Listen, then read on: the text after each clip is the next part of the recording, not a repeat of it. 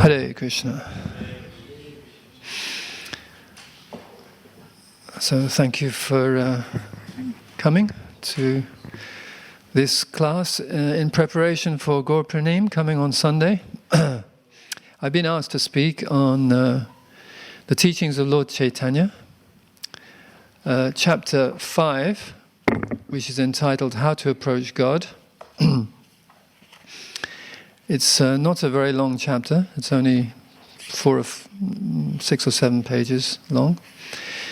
But it's just philosophy. So it's actually based on the Madhya Lila of the Chaitanya Charitamrita, chapter 20. And that describes the Lord's instructing Sanatana Goswami. And it also explains how actually Sanatana Goswami approached the Lord. So we'll go into that pastime a little bit. Excuse me. So we're going to start by reciting the CC Madhya Lila, chapter 20, text 1. Translation by His Divine Grace A.C. Bhaktivedanta Swami Srila Prabhupada. Srila Prabhupada Ki Jai. Let me offer my respectful obeisances unto Sri Chaitanya Mahaprabhu, who has unlimited wonderful opulences. By his mercy, even a person born as the lowest of men can spread the science of devotional service. Om Gyan Timirandasya Gyananjana Shalakaya Chakshum Meditam Jena Tasmai Shri Gurave Namaha Shri Chaitanya Manobishtam Shtapitam Yena Bhutale Svayam Rupa Kadamayam Dadati Svapadantikam Vandeham Shri Guru Shri Yuta Padakamalam Shri Gurun Vaishnavamscha Shri Rupam Sagrajatam Sahagana Raghunatham Vitam Tam Sajivam Sadvaitam Savadutam Parijana Sahitam Krishna Chaitanya Devam Shri Radha Krishna Padan Sahagana Lalita Shri Vishakan Vitamscha Hey Krishna Karuna Sindhu Dina Bandho Jagapate Gopesha Gopika Kanta Radha Kanta Namostute Tapta Kanchana Gourangi Radhe Vrindavaneshwari Vrishabhanu Sute Devi Pranamami Hari Priye Vancha Kalpa Trubhyascha Kripa Sindhu Bhyevacha Patitanam Pavanebhyo Vaishnavebhyo Namo Namaha Shri Krishna Chaitanya Prabhu Nityananda Shri Advaita Gadadhara Srivasadi Gaura Bhaktavrinda Hare Krishna, Krishna Krishna, Hare Hare Hare Rama, Rama Rama, Hare Hare. Vandenantad Buddhaishvaryam Sri Chaitanya Mahaprabhum Nichopi Yat Prasadat Syat Bhakti Shastra Pravatakaha. Let me offer my respectful obeisances unto Sri Chaitanya Mahaprabhu, who has unlimited wonderful opulences. By his mercy, even a person born as the lowest of men can spread the science of devotional service. So the most relevant word here, for me, is nicho. Nicha api. Even a person in the lowest status of life.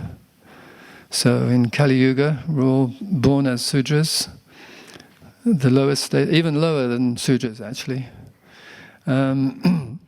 So this verse is very apt because Krishna Das Kaviraj Goswami is saying that by Lord Chaitanya Mahaprabhu's mercy, even a person born as the lowest of men can spread the science of devotional service. So this chapter is explaining how Sanatana Goswami came to the lotus feet of Lord Chaitanya Mahaprabhu, how he approached the Supreme Lord. His brother Rupa Goswami had already left Bengal, Ramakeli, but he'd set aside some treasure, many gold coins, and he divided his wealth very fairly, 50% to the Vaishnavas, the Brahmanas engaged in the Lord's service, 25% for his family, and 25% for personal emergencies. And I believe it was at least one, if not two, boats full of gold, of treasure, wealth, whatever. But he was a very intelligent person, Rupa Goswami. So he put some. He deposited with a reliable merchant in the local area, and then he went off to meet the Lord, who was going to Vrindavan. But for some reason, Sanatana Goswami didn't leave at the same time. I'm not quite sure why. Maybe he had some duties to perform that he felt he had to do. But in any case, he stayed back. And as a result of that, actually he'd lost taste for the service that he was involved in. His service at that time, they actually both were engaged in the service of the Nawab Hussain Shah, who was the ruler of Bengal at the time. And he was very much appreciated by the Nawab. So it's interesting. It's actually in the previous chapter. We'll go through a few of the verses. So Sri Chaitanya Mahaprabhu had met the brothers, Rupa and Sanatan, in Ramakeli, but then the two brothers returned home. And they devised a scheme whereby they could give up the material activities. They'd been engaged by the Nawab, more or less by force, because they were so qualified, highly educated, highly capable, and this meant that the Nawab was able to go on expeditions conquering other lands. He had an ambition to conquer Orissa, in actual fact.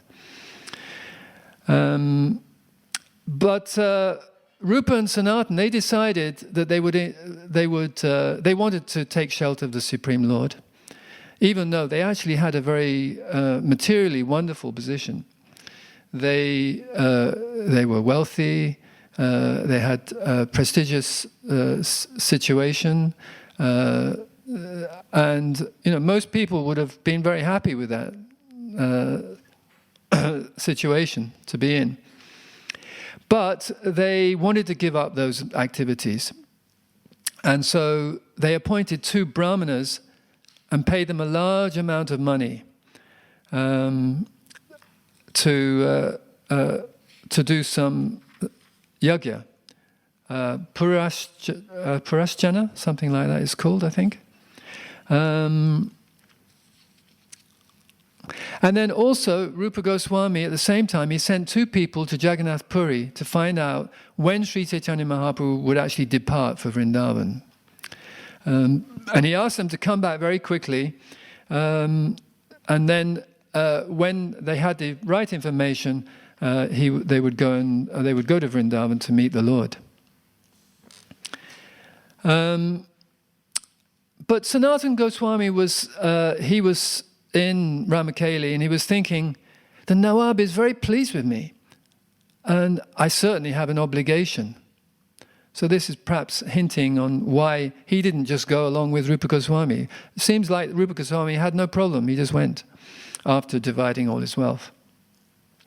So Sanatana Goswami said to himself, if the Nawab somehow or other becomes angry with me, I shall be greatly relieved. That is my conclusion. So the Nawab was very pleased with him, but he wanted to provoke him, it seems, somehow or other. So that he could escape. So what did he do? He sent in a sick note, saying, "I'm sick. I can't work anymore because I'm sick." And so he gave up his government service and didn't go to the court.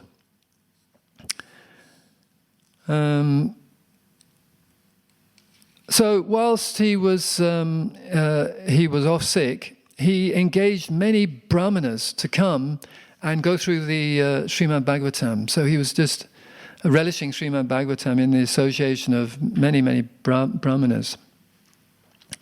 So he discussed Bhagavatam, and actually it says here 20 or 30 learned Brahmana scholars. So the Nawab, he sent his personal physician to go and find, to see what was going on. And the physician came to Sanatana Goswami's house and saw that he was actually fine, no problem with him. So he went back to the Nawab and said, he seems to be all right, his health is good. So the Nawab himself came at that point.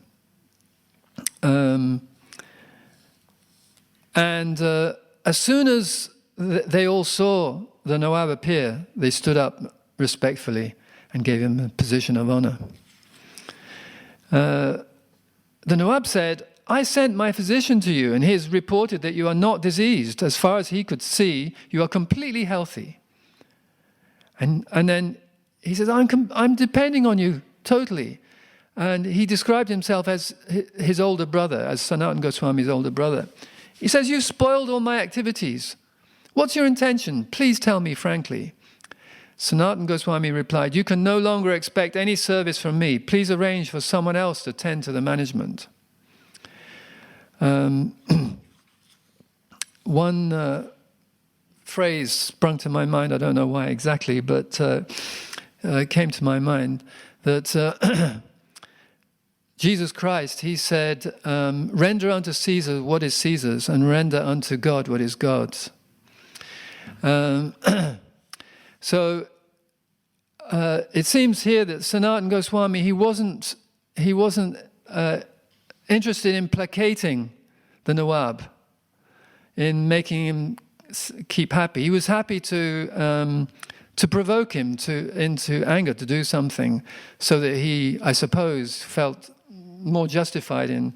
So I was just thinking this phrase, render unto Caesar, basically that's relating to when Jesus was asked by some of the Pharisees, Sadducees, and those in the temple in Jerusalem, he was asked, should we actually pay the taxes to Caesar, the Roman emperor, or should we not?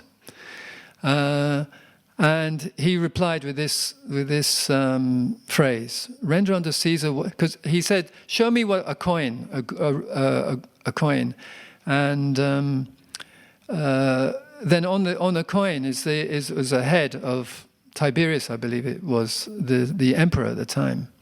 So he says, "Render unto Caesar what is Caesar's, and unto God what is God's." So it just made me think. Actually, we have to be careful that we don't just become part of normal society. That we shouldn't worry too much if we provoke a reaction. In fact, just as Bhaktisiddhanta Saraswati Thakur said, that actually if you're getting opposition, that's a success of your preaching.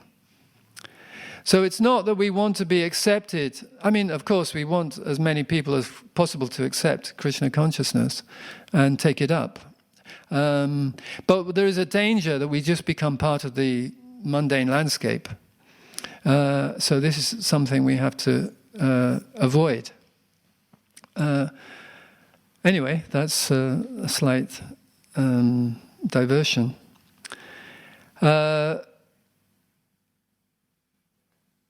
So Sanatana Goswami said, "You are the supreme ruler of Bengal and are completely independent. Whenever someone commits a fault, you punish him accordingly." So he was taunting him a little bit. Okay, you do whatever you want, you know. We'll see what happens. Hearing this, the Nawab of Bengal stood up and returned to his home. He ordered the arrest of Sanatana Goswami so that he would not be able to leave. So he was slung in jail. And so he wasn't concerned with that so much. Obviously, he had confidence that somehow or other he was going to be able to take shelter at the lotus feet of Lord Chaitanya Mahaprabhu. At this time, the Nawab was going to attack the province of Orissa, and he told Sanatana Goswami, "Come along with me." Sanatana Goswami replied, "You are going to Orissa to give pain to the Supreme Personality of Godhead. For this reason, I am powerless to go with you." So he was arrested and kept in prison. And around that time, Chaitanya Mahaprabhu departed for Vrindavan from Jagannath Puri. And the two persons who had been sent by Rupa Goswami, they came and informed Rupa Goswami that the Lord had already departed for Vrindavan. So therefore, he left immediately. But Sanatana Goswami was not there. But Rupa Goswami had given 10,000 gold coins to this merchant. And he informed Sanatana Goswami of this. And he said to him, "Use this money to get out of prison. Somehow or other, get yourself released and come to Vrindavan." And then Rupa and Anupam, the younger brother, went along to see Chaitanya Mahaprabhu. So then, skipping to chapter 20, later, Rupa Goswami sent a letter to Sanatana Goswami, informing him of the Lord had arrived in Vrindavan. And so Sanatana Goswami became very pleased. He went to the jail superintendent, who was a meat eater, and he spoke some very flattering words. He said, "Dear sir, you are a saintly person and are very fortunate. You have full knowledge of the revealed scriptures, such as the Quran and similar books." Of course, he was just probably an uneducated person, but he was flattering him. Just like, who was it? Was it Bhaktisiddhanta Saraswati who said, anyway, one acharya said, you should just say, "Oh, you're such a learned person," and now just forget everything and listen to what I have to say. He said, if one releases a conditioned soul or imprisoned person according to religious principles, he himself is also released from material bondage by the Supreme Personality of Godhead.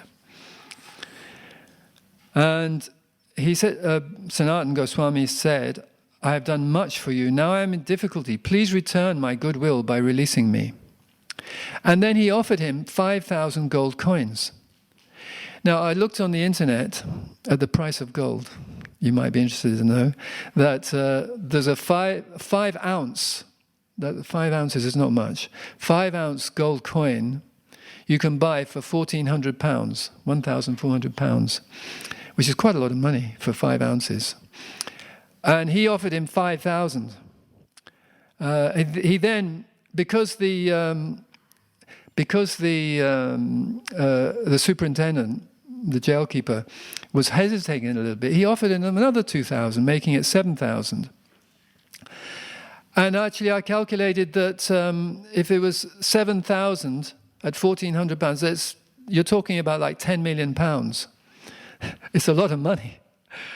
So it just proves how detached Sanatana Goswami was. Even actually, of course, we don't really know about the value of things then and now and like that. So, I mean, even if it was only like 1% of that value, it would be £100,000. So, so that is the value of actually taking shelter of the lotus feet of the Lord. That we should be prepared to give everything. He was actually prepared to give everything. He didn't want to retain. Of course, there was another 3,000 maybe with the merchant, the grocer, who was looking after it. But it's far more important for us to take shelter at the lotus feet of the Lord than to have even £10 million. Of course, if we use it in Krishna service, it's good. But if it's a choice between the two, then we should take the lotus feet of the Lord. But the jailkeeper, he said, I'm prepared to release you, but I'm afraid of the government. You can understand, he could be punished himself if he just let him go. So Sanatana Goswami devised a plan for him. He says, just say that I needed to go to the river to evacuate. And then while you turned around, weren't looking, I jumped in the river, and because I was wearing iron shackles, he must have drowned. So in this way, Jai Shri Shri Radha Gokulananda ki Jai, Shri Shri Sitaram Lakshman Hanuman ki Jai, Shri Shri Gonitai ki Jai.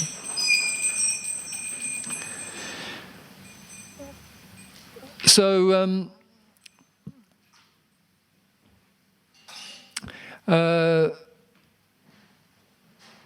anyway, he was still at the point of just offering 5,000. The jailkeeper was still unconvinced, so he gave him another 2,000, making 7,000 in all. And then the jailkeeper's desire to be rich overcame him, and he accepted the proposal. So he cut the shackles, and Sanatana Goswami left, and he crossed the Ganges. Then because he was a fugitive from the government, he went through a dangerous jungle and through Bihar, and eventually he and his servant came to an inn, a hotel, and he stayed there, and the innkeeper, he had a friend who's an astrologer, and he told him that actually this man has 8 gold coins, which actually Ishan, his servant, had. And at that time, I think Sanatana Goswami wasn't aware of that, or at least not conscious of it. So the landlord was a bit of a dacoit, and he decided that he would treat him very nicely. Then in the night, he would kill them and take the money. So he was treating. He says, "Just you go to the river and bathe, and then we'll cook you dinner and everything, and then you'll have a nice bed." And he was being very nice. And there's a saying that too much devotion is a sign of a thief. So Sanatana Goswami, he thought, yes, something not quite right here. He was a very intelligent person. He says, something not right. So he was thinking about this, and he said to his servant, he said, do you have some money on you? And he said, yes, I have 7 gold coins. He kept one behind his back. He didn't want to give everything up. So Sanatana Goswami, he understood what was going on, that the innkeeper was actually going to kill him and take the money. So he went to the innkeeper and said, he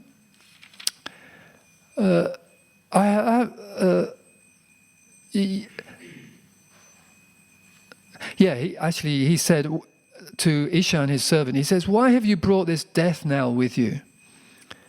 And then he took the 7 gold coins in his hands and went to the landlord. And he spoke to him as follows: "I have these 7 gold coins with me. Please accept them. And from a religious point of view, please get me across that hilly tract of land." He says, I can't actually go through the main road because, the government officers will arrest me and throw me in jail.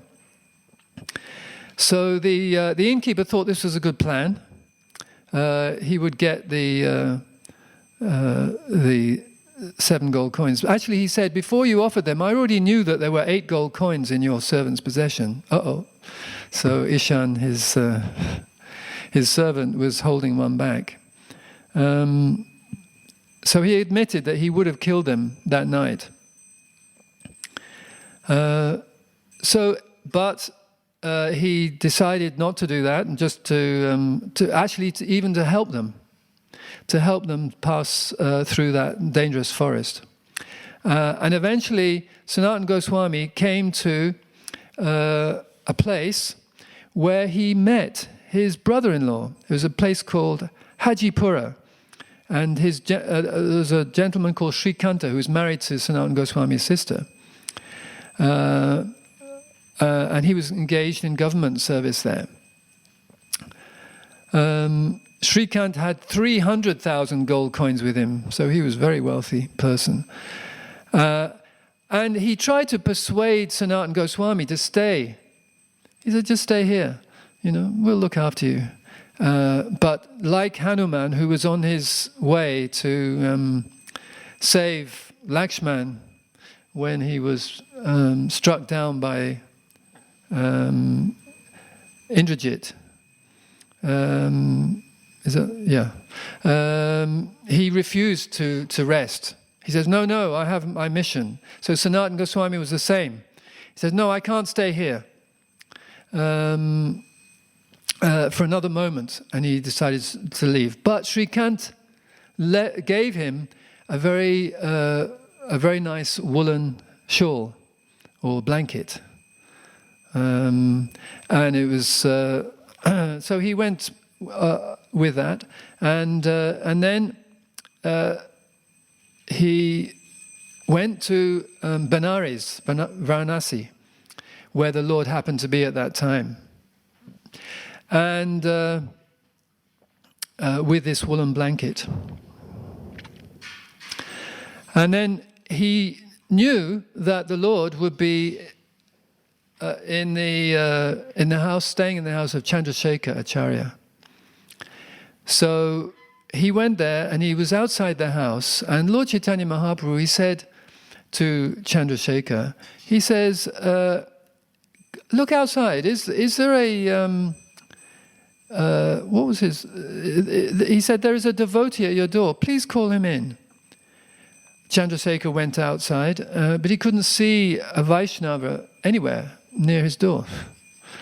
So he went back in and said, "Actually, there's only a Muslim mendicant there with a big beard and long hair and very scruffy looking." So Chaitanya Mahaprabhu immediately said, "Please bring him in." And so Chandrasekhar Acharya brought Sanatana Goswami in. He said, "The Lord is calling you." So Sanatana Goswami was obviously very pleased to hear this order, and he entered Chandrasekhar's house.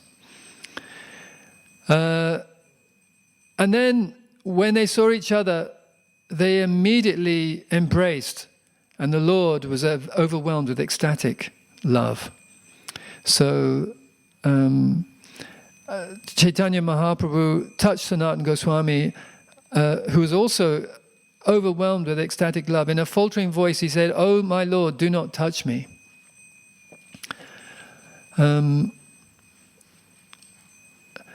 So the Lord asked him to shave up and tidy himself up again. So he went, but Tapan Mishra offered him a new set of clothes, but Sanatana Goswami refused it. He didn't want. He just said, "Give me some old cloth, and I'll use that." But he still had this woolen blanket, and so the Lord was actually looking at this blanket, and then he didn't say anything. So then Sanatana Goswami he went to the river to bathe, and he saw a very poor mendicant on the riverbank, and he had an idea. He thought, I'm sure the Lord's not so happy with this woolen blanket that I have. So he said to the person on the riverbank, who was actually then just washing and drying a tattered old quilt, and he said to him, "Please, sir, will you exchange this old quilt for my blanket here?" And he thought he was joking. He thought that he was just taking the mickey, as we say these days. But he said, no, I'm serious. Please, I don't want this blanket. It's not good for me. So they exchanged, and the mendicant was very happy. And he went back. And the Lord was very, very pleased with him. And at that point, he said, let's see what he said.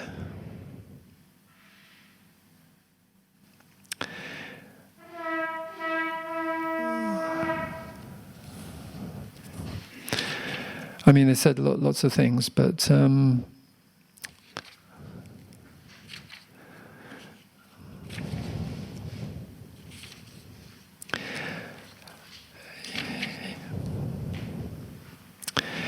he exchanged the blanket.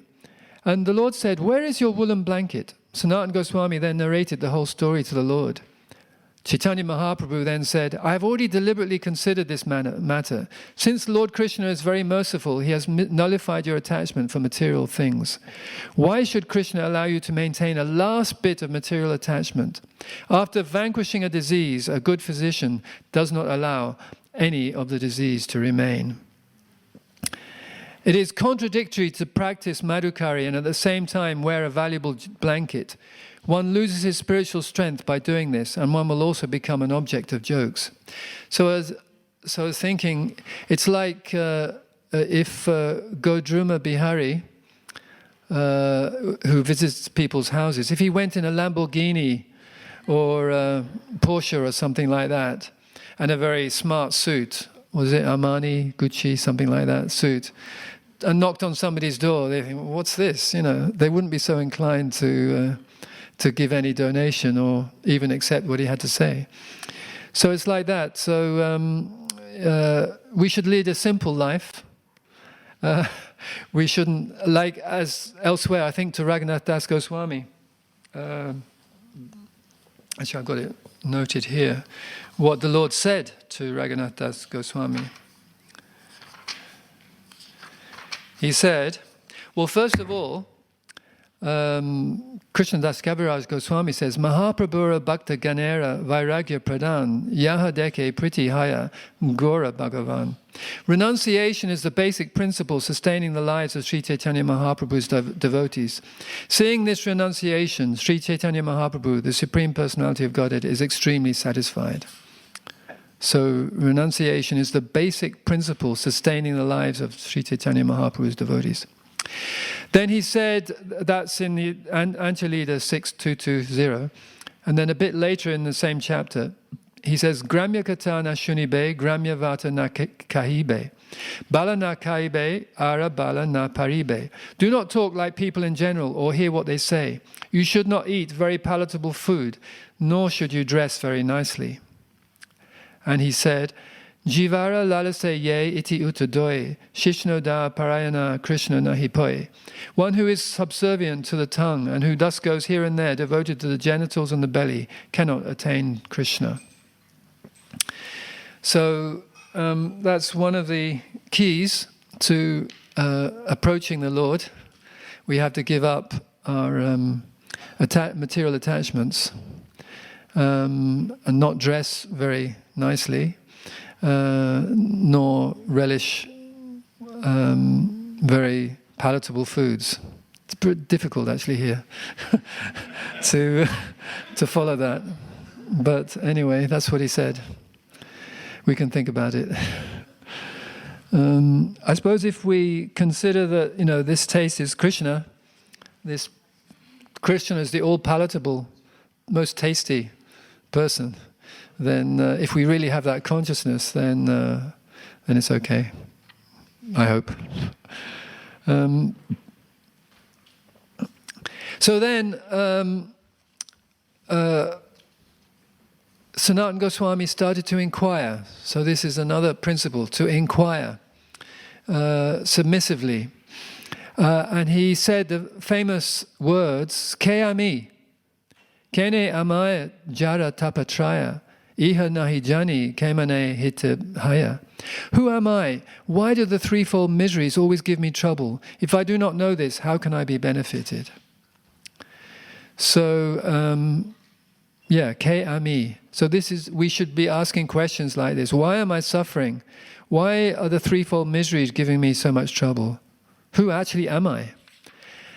And then the Supreme Lord, he replied with another very famous verse.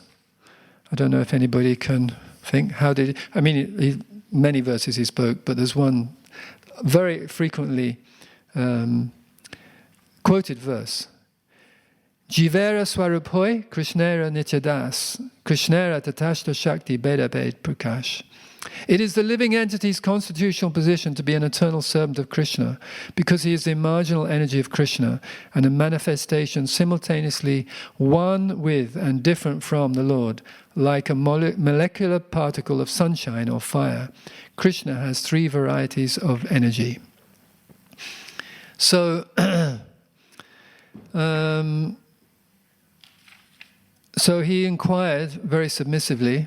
So this is, as I said, another key to not only giving up material attachments, but then inquiring submissively, why am I suffering? What is my position? Who am I? Like that. There's a lot more which could be said. There's not time, unfortunately. But the Lord, just to come to the main point, which is in this chapter of the teachings of Lord Chaitanya Mahaprabhu, how to approach the Lord described a parable. He said, a learned astrologer came to the house of a poor man, and seeing his distressed condition, questioned him. The astrologer asked, why are you unhappy? Your father was very wealthy, but he did not disclose his wealth to you because he died elsewhere. Just as the words of the astrologer Sarvagya gave news of the poor man's treasure, the Vedic literatures advise one about Krishna consciousness when one is inquisitive to know why he is in a distressed material condition.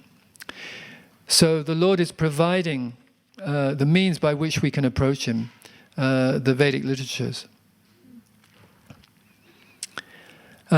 He said, by the words of the astrologer, the poor man's connection with the treasure was established. Similarly, the Vedic literature advises us that our real connection is with Sri Krishna, the Supreme Personality of Godhead. But he said that you have to find this treasure. If you dig towards the southern side, the wasps and drones will rise, and you will not get your treasure. So up in the ashram, I don't know, some of you may have seen, there's a little notice saying, don't open this window, wasps. In the morning, there's wasps. Because wasps will come and sting you. So that's on the southern side. If you dig on the western side, there is a ghost who will create such a disturbance that your hands will not even touch the treasure. If you dig on the northern side, there is a big black snake that will devour you if you attempt to dig up the treasure. However, if you dig up a small quantity of dirt on the eastern side, your hands will immediately touch the pot of treasure. So, I think this is also in the Nectar of Devotion, is it? Yeah, this is explained.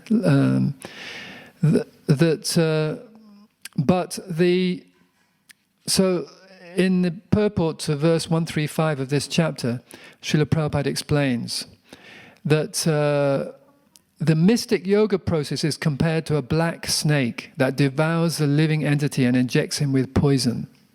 So mystic yoga should be avoided.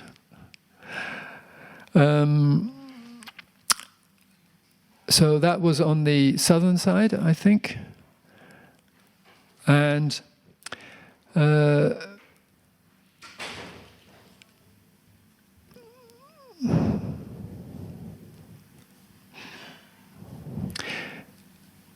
so the other sides, the southern side represents fruitive activity, karma kanda, which ends in material pain. So if we're just trying to enjoy this world, it's going to end in material pain. So that is the southern side. The western side represents jnana kanda, the process of mental speculation, sometimes called siddhi kanda. The northern side represents the speculative method, sometimes known as the mystic yoga system. It is only the eastern side, which is devotional service, that enables one to attain life's real goal. So you'll find this in the 130, 135 if you want to read all about that, more details. But since we've run out of time, I'll stop there. But basically that is in the chapter 5 of the teachings of Lord Chaitanya, what it's saying, that actually the way to approach the Supreme Lord is through pure devotional service. And there's no other way. Not through jnana, not through yoga, or mystic yoga, and not through karma kanda, through enjoyment, like that. So that's what Lord Chaitanya Mahaprabhu came to give, devotional service to Lord Krishna, Sri Radha and Krishna. That's what he taught to Sanatana Goswami. So I'll finish there. If there are any questions or comments. Yes, Manaji.